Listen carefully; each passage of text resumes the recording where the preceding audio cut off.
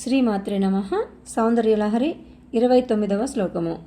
కిరీటౌ వైరించం పరిహరపురః కైటభవిదః కఠోరే కోటీరే స్ఖలసి జహి జంభారి మకుటం ప్రణమ్రేష్వేతేషు ప్రసభముపయాతస్య భవనం భవస్యాభ్యుత్థానే తవ పరిజనోక్తిర్విజయతే.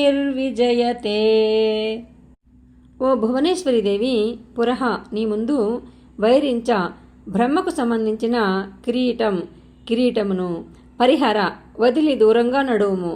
కైటభవిద కైటభుడు అనే రాక్షసుని వధించినటువంటి విష్ణుమూర్తి యొక్క కఠోరే రత్న ఖచ్చితమవటం చేత కఠినంగా అయినటువంటి కోటీరే కిరీటము అంచులు తాకి స్ఖలసి జారదమేమో జంభారి మొకుటం జంబుడు అనే రాక్షసుని సంహరించిన దేవేంద్రుని కిరీటము జహి వదిలి దూరంగా నడువు అని ఈ విధంగా ఏతేషు బ్రహ్మేంద్రాదులు ప్రణమ్రేష్వేతేషు మోకరిల్లుచుండగా భవనం నీ మందిరమునకు ఉపయాతస్య వచ్చినటువంటి భవస్య నీ పతి అయినటువంటి పరమేశ్వరుడికి ప్రసభ వెంటనే తవ అభ్యుత్థానే నీవు ఎదురుగా వెళ్ళు సమయమందు తవ నీ యొక్క పరిజనోక్తి నీ సేవికల వచనములు విజయతే సర్వోత్కర్షతో విరాజిల్లుచున్నవి.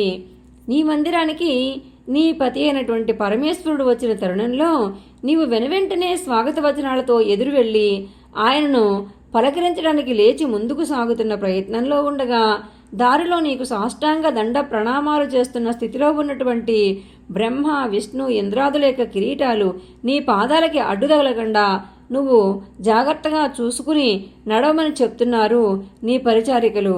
ఆ మాటలు ఎంతో సర్వోత్కృష్టంగా ఉన్నవి తల్లి అని శంకరుని వాళ్ళు అంటున్నారు.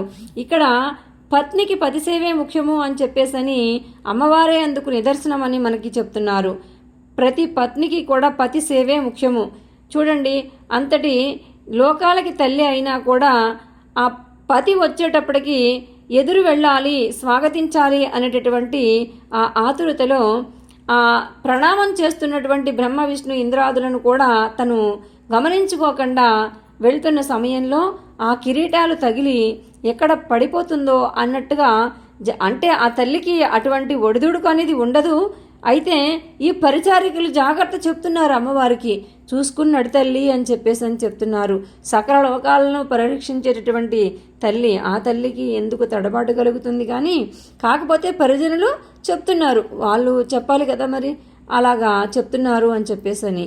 కాబట్టి ప్రతి స్త్రీకి కూడా పతి సేవే ముఖ్యము అనేది ఇందులో మనకి నిదర్శనం అన్నమాట.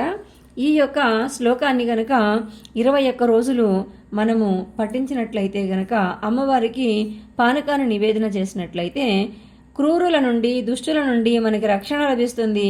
అయితే ఎవరైతే మొండితనంతో ఉంటారో, మాట వినకుండా ఉంటారో అటువంటి వారి కోసం ఈ శ్లోకాన్ని మనం పఠించిన వారితోటి పఠింపచేసిన ఆ మొండితనం తగ్గి చక్కటి సత్ప్రవర్తనతోటి ఉంటారు.